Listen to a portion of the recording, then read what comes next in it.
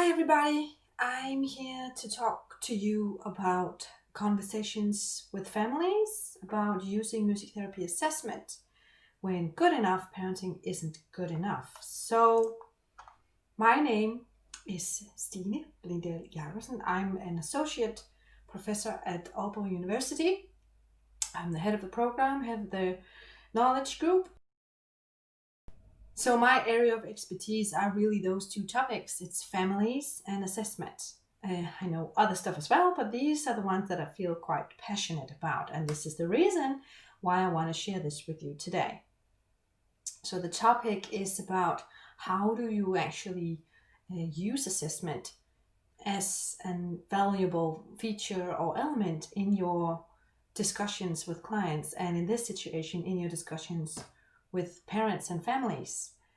Those conversations can be quite difficult, and you have to prepare them quite well to be ethical, to assure quality. So this is something that I hope that you might find useful to get a bit more knowledge about.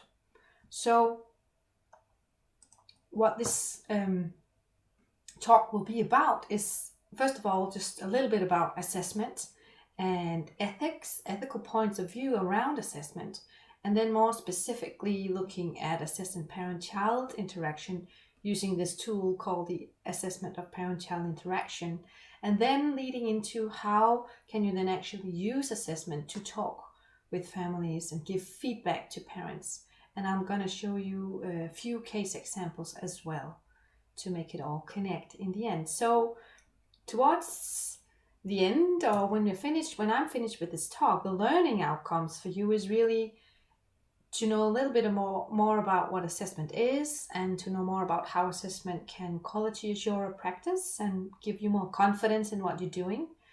What is the APCI? What is assessment of parent-child interaction? How does it work? And then how to plan these difficult conversations with families and parents. More ideas and techniques as how to do that. So at the end of this tutorial, you'll be able to have a bit more knowledge in that direction.